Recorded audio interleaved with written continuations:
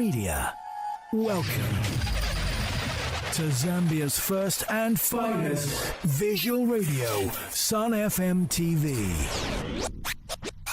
Your finest radio station is responsible for the dawn of a new era in Zambian broadcasting.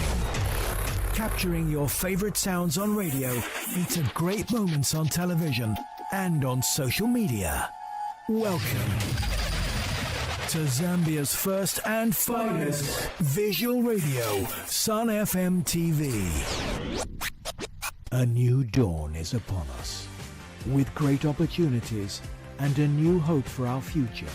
Have you considered advertising your business on Sun FM TV with our surprisingly affordable rates? When you advertise on Sun FM TV, you'll also get free equivalent radio advertising spots or shoutouts on Sun FM radio.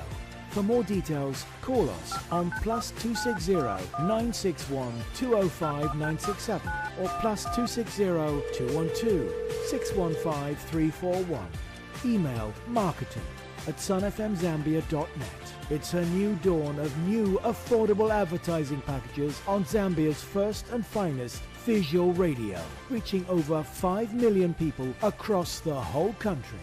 If you're not advertising on Sun FM TV, then you're probably not being heard or seen. Come on board and advertise with us. Everyone's not only listening, everyone is watching.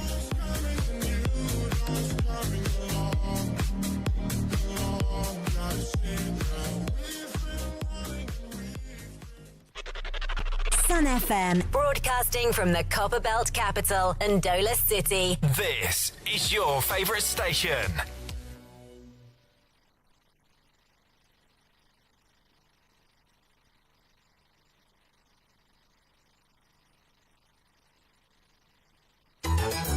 The news.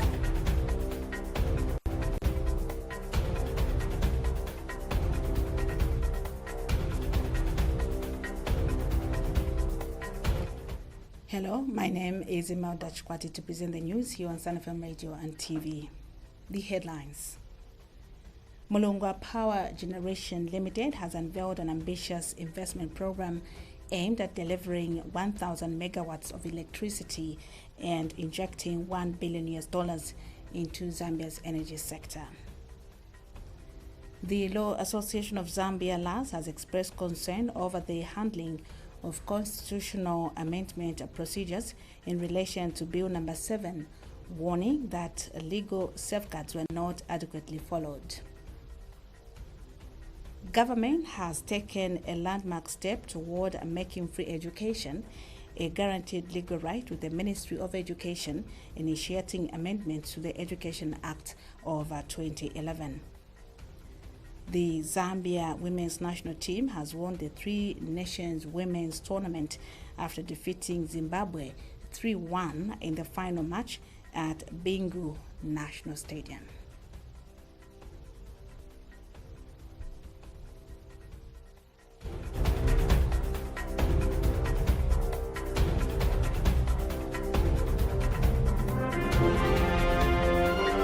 The news, 88.5 Sun FM. Mulungwa Power Generation Limited has unveiled an ambitious investment program aimed at delivering 1,000 megawatts of electricity and injecting $1 billion into Zambia's energy sector. Under phase 1 of the development plan, the company intends to generate 300 megawatts of coal-powered electricity by 2027 at a cost of $454 million. Phase 2 will add a further 700 megawatts and include the construction of associated transmission infrastructure. Feasibility studies for the Mulungwa project have been already completed, and the implementation agreement was submitted to the Attorney General's chambers in August 2025. The documents are currently under legal review to ensure compliance with regulatory requirements before final government approval. Mulungwa Power Generation Limited plans to deploy a dual generation model combining coal and solar energy, with investors noting that the technology will be the first of its kind in Zambia. During a meeting with the company's delegation today, Ministry of Energy Permanent Secretary Energy, Professor Ephraim Monshifa, reaffirmed government's support for credible investment in the energy sector. He stressed, however, that through due diligence by the Attorney General's office remains essential to avoid legal complications often associated with large-scale projects. While describing the Mulungwa initiative as a promising, Professor Monshifa cautioned that many developers have failed to progress beyond initial proposals. Yu Litao, team leader of CMOC Energy, assured the permanent secretary that Mulungwa Power has both the financial backing and technical expertise to successfully execute the $1 billion project. He added that Zambia's improving global economic standing makes the investment environment more favorable and confirmed the company's readiness to proceed once government processes are concluded. While engineer Clement Chiwele, manager at the Office for Promotion of Private Power Investment, noted that Zambia continues to attract growing investor interest as the nation seeks solutions to its current power deficit. The Law Association of Zambia LAS has expressed concern over the handling of constitutional amendment procedures in relation to Bill number 7, warning that legal safeguards were not adequately followed. Featuring on Phoenix FM's Let the People Talk, LAS President Lungisani Zulu stated that the bill was presented in Parliament without sufficient public consultation. He emphasized that citizens are the rightful custodians of the Constitution and must be included in the amendment process before any changes are made. Mr. Zulu reminded lawmakers that the process is not secret and that the public will ultimately hold them accountable. If you want to amend the Constitution, before we talk about the safeguards in Article 79, we are adding additional steps that must be complied with. Otherwise, the process becomes a nullity. There was no evidence, according to the court, that one, there was a technical committee appointed to consult the people in framing those proposals. Because there was no such evidence, the court said the procedural legal safeguard has not been complied. Number two, after the framing has been done by the people, consult the people on these proposals forming the bill. Any process that does not comply with these legal safeguards is a nullity. Also appearing on the program, Beauty Katebe, chairperson of the Oasis Forum and head of the Non-Governmental Gender Organizations Coordinating Council, NGOCC, underscored the role of civil society in safeguarding democratic integrity. She stressed that civil society organizations do not align with political parties but work in the best interests of the public. Ms. Katebe added that the forum is open to supporting constitutional amendments if government demonstrates transparency, inclusivity, and consultation, principles she noted had been omitted in recent reports. The work that we do as civil society organizations is always blamed to connect to political parties. There are very few that understand that when we are working in the interests of the people of Zambia, because this is our constitution. Ours is to provide checks and balances, not aligning to any political party. Meanwhile, governance activists have urged the promotion of good governance and democracy in Zambia stressing the urgent need to strengthen institutions mandated to protect the country's democratic processes. Speaking to Sun FM TV News, the activist described the issue as critical to fostering democracy, cautioning that political interference could undermine governance systems and weaken democratic structures. They emphasized that institutions must remain independent and professional in executing their constitutional mandates, ensuring that Zambia continues to uphold peace, unity, and democratic values. As Zambia approaches the 2026 elections, questions are being raised about what measures are in place to ensure that political violence does not escalate in the lead-up to the polls. With past elections marred by cadre politics and unrest, many are concerned about the potential for further instability. How can the government, along with opposition parties, work to prevent the recurrence of violence and, more importantly, uphold the values of democracy and good governance? President Hakainde Hichilema has repeatedly warned against the resurge of political violence and lawlessness. However, governance activists across the country are calling for stronger institutions to safeguard democracy and ensure good governance as the nation heads towards the elections. Former civic leader Manasseh Siwila has stated that this matter is critical in fostering a healthy democracy. He warns that political interference could undermine Zambia's systems of governance and weaken the democratic structures that hold the nation together. As you know, politics may just be disturbing so much of what we have actually worked for a long period of time as a country.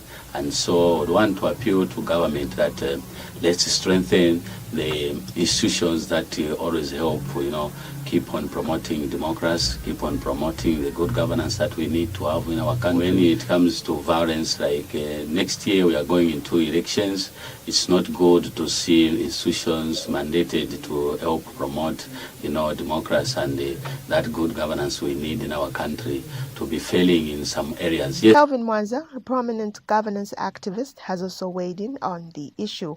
He stressed that political leaders must recognize that violence is never the answer when it comes to election campaigns, rather offering well-thought-out solutions to the challenges facing Zambians will earn them support at the polls. Members to say that you can only win an election in Zambia if you base your campaign on issues.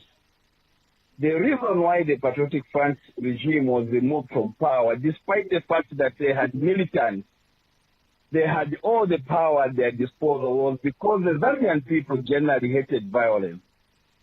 So they could fight amongst each other as politicians, but generally the Zambian people hate violence and they make a last decision. So we are simply calling on all political party leaders to preach non-violence. These remarks serve as a stark reminder that political competition must adhere to the law and respect Zambia's constitutional mandate for democracy and good governance. As Zambia prepares for the polls, the call for peaceful, transparent, and fair elections has never been more urgent. Reporting for Sun FM TV News, I'm Wema Shanshima.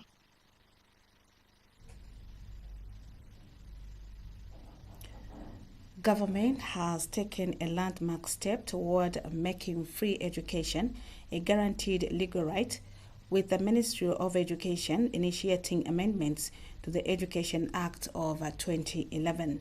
Minister of Education Douglas Siakalima confirmed that the proposed changes have already been submitted to the Ministry of Justice for refinement.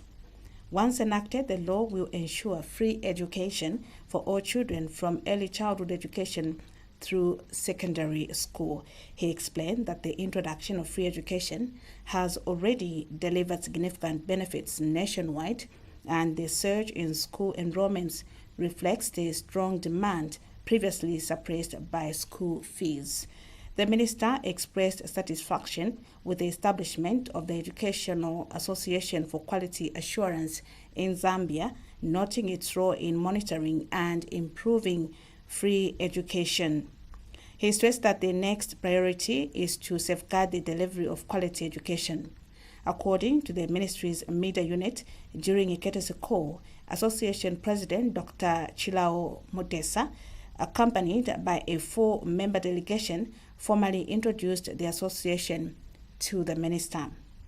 Dr. Mutesa outlined the association's mission to promote excellence, encourage collaboration, and strengthen capacity in quality assurance within Zambia's education sector. He expressed support for recent policy reforms, including free education, teacher recruitment, and curriculum revision, and further proposed that the free education policy be enshrined in the Constitution to guarantee its permanence. A group of concerned citizens has expressed alarm over recent tribal remarks directed at the Republican president, urging the public and political actors to concentrate on constructive dialogue rather than personal attacks. During a press briefing, former Sinazongwe District Commissioner Leven Apuleni emphasized that criticism of President Hakainde Hichilema should be based on policies and governance, not his parentage or personal background. Mr. Apuleni further noted that tribal or ethnic attacks undermine the democratic process, stressing that leadership should be assessed on competence, vision, and service delivery. Mr. Hakainde Hichilema is the president of this country. He's also a parent, he's an uncle, he's a grandfather to many. We should treat that office, the president, with dignity. Even as much as today we want to zero in that he's managing this country with a culture background, we seem to forget that this is a man who came from the corporate world. He was chairman of Barclays for a very long time. We didn't question his ability to run that huge institution. He was managing director of Grant Thornton, an international institution. We never questioned his ability or inability to run it because he comes from a culture background. Today, because he's the president of this country, we want to bring in the culture background. I mean, frankly, let's be serious. Heading cattle is an aspect of both discipline and prudent management.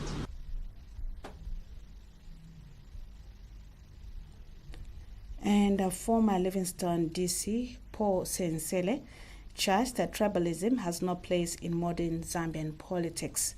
He argued that the head of state, regardless of background, deserves respect and that national cohesion must take precedence over divisive rhetoric. The citizens group called on political leaders, media houses, and community influencers to promote messages of unity and constructive engagement. They warned that persistent tribal attacks risk polarizing communities and eroding Zambia's democratic foundations. Let's stop this culture of tribalism, because tribalism will not take us anywhere. All we need is to see that Zambia is governing on the principle of rule of law. President Hakainde was campaigning almost for 3 years. Those issues of parentage never came in. But how come is it coming now that is the president? And there's a tendency in Zambia that somebody becomes the head of state. The Professional Teachers Union of Zambia, PROTUS, has commended the Examination Council of Zambia, ECZ, for suspending 5 General Certificate of Education GCE centers, describing the move as a necessary step in safeguarding the integrity of the country's education system. PROTUS noted that examination malpractice not only undermines the credibility of Zambia's education sector, but also poses a serious threat to national development. In an interview with Sun FM TV News, Public Relations and International Affairs Manager Brian Wheeler reiterated the union's stance against professional misconduct. Mr. Mwila reminded all members of the teaching profession to uphold professionalism and integrity at all times, particularly when handling examinations. The union wishes to reiterate its stance that any professional misconduct, especially that which borders on examination malpractices or irregularities, regardless of whoever is involved, must be met with equal measure. Copperbelt Permanent Secretary Lawrence Mwanza has commended the National Health Research and Training Institute for conducting an evaluation of the school vaccination screening and a catch-up pilot program in the province. Represented by Masaiti District Commissioner Eni Matutu during the report dissemination, Mr. Mwanza stated that the findings are critical not only for health teams but also for political and administrative leaders responsible for resource allocation, planning, and oversight. He explained that one of the key lessons emerging from the research is that immunization gaps are not uniform, with zero-dose and under-immunized children often concentrated in specific communities, urban settlements, or areas with limited access to services. He highlighted that school vaccination checks conducted as part of feasibility studies since 2021 have been instrumental in shaping practical implementation. The assessments reviewed integration with school entry procedures, coordination between health and education staff, optimal timing of visits to minimize disruption of learning, and consent processes for caregivers. Mr. Mwanza emphasized that the school platform is a highly effective strategy for reaching older children who rarely interact with the health services, thereby reducing the risk of preventable outbreaks. He noted that evidence from Andola complements findings from vaccination checks conducted over the past 3 years, providing a continuum of information from household to school and highlighting opportunities for both routine and targeted interventions. Being one of the monitors for this program in Masaiti district, I'll comfortably confirm that what they are saying from this high table is very true. I could see the excitement from our teachers administering, having another career from nowhere, and that was very exciting. Also for the learners, getting the medication from the schools was not scary. Kids normally are scared going to the clinics, but what they are seeing, a teacher was teaching them, they were comfortably getting that medication. Almost feeling like getting sick so that you can also be attended to within the school premises. Not only count the vaccines, we looked at the process, we looked at the challenges, the successes, and other factors that might affect the program. And so that we can understand and see how this project can be sustained. So the evidence what we will share today is both encouraging and useful. Basically, this work has shown a strong proof of concept. We have seen that there is high acceptance from the caregivers. Earlier, Provincial Education Officer Nyambe Sefulo praised the collaborative initiative between the Ministry of Health and the Ministry of Education, noting that the measure would encourage learners to attend school with the assurance that they can access health services within the environment. Because here we'll not be talking about our children who have failed to read and enumerate, but children that have missed some vaccinations. And it creates an opportunity for these children to learn in their schools without having these preventable diseases that will be prevented by vaccination. So this collaboration, to me, and indeed to the Ministry of Education, it is very important. For it does not only make our learners consistent in school, but health learners are better learners to teach.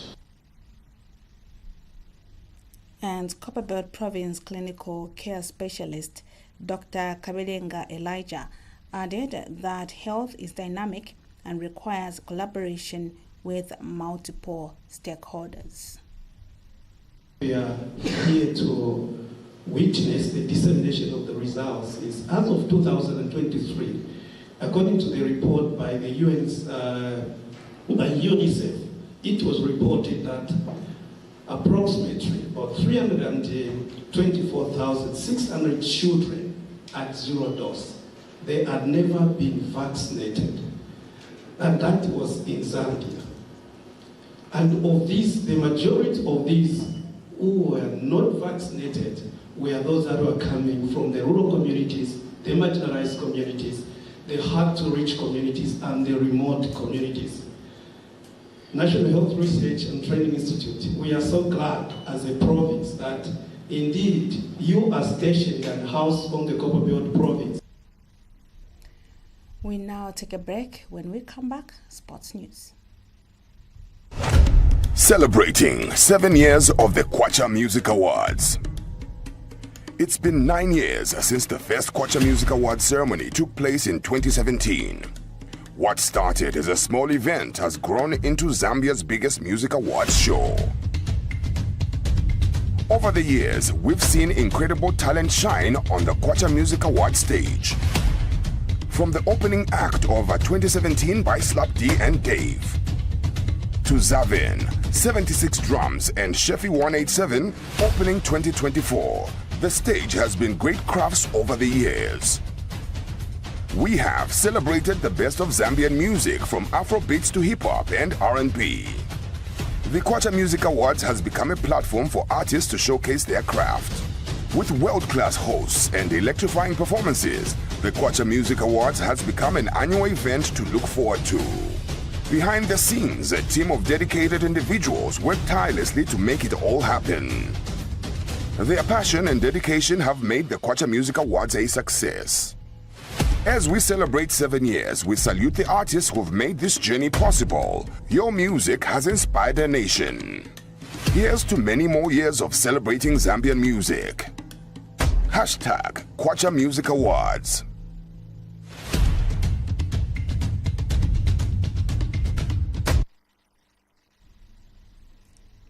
In sports news now. The Zambia women's national team has won the Three Nations Women's Tournament after defeating Zimbabwe 3-1 in the final match at Bingu National Stadium. Zambia took an early lead through Enele Spiri, who scored twice in quick succession in the 10th and 11th minutes. Zimbabwe responded in the 30th minute when Sobukosi Ngube found the net to reduce the deficit. However, Zambia restored their 2-goal advantage before halftime with Natasha Nanyangwe striking in the 43rd minute to seal the victory. The Copper Queens displayed tactical discipline and attacking flair throughout the match, ensuring their dominance over Zimbabwe. The win capped off a strong campaign and secured the tournament trophy, reinforcing Zambia's growing reputation in women's football across Southern Africa. The final brought together Zambia, Zimbabwe, and host Malawi, where the fans treated to an exciting showcase of skill and determination that kicked off at 15 hours. Earlier, team captain Rachel Kundananji emphasized that Zambia had corrected mistakes from their earlier game against Malawi, and the team's focus was solely on winning. Kundananji highlighted that the defenders had done their part and that it was up to the strikers to convert chances into goals.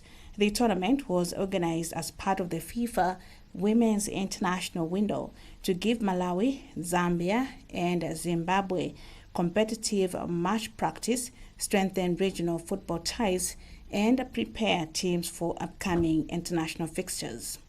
Originally, Kenya had been invited, but the team opted for alternative fixtures, leaving Malawi, Zambia and Zimbabwe as the 3 participants. The format was round robin, with each team playing 2 matches. The side with the highest points at the end of the 3 fixtures would be crowned champion. The tournament provided a platform for teams to test tactics, build squad cohesion, and expose players to international competition ahead of continental qualifiers and other global events. To end the news, the headlines once again. Malungwa Power Generation Limited has unveiled an ambitious investment program aimed at delivering 1,000 megawatts of electricity and injecting $1 billion into Zambia's energy sector. The Law Association of Zambia LAS has expressed concern over the handling of constitutional amendment procedures in relation to Bill number 7, warning that legal safeguards were not adequately followed. Government has taken a landmark step toward making free education a guaranteed legal right, with the Ministry of Education initiating amendments to the Education Act of 2011. The Zambia women's national team has won the 3 Nations Women's Tournament after defeating Zimbabwe 3-1 in the final match at Bingu National Stadium. On behalf of the entire news team, my name is Imelda Chukwati. Stay with us.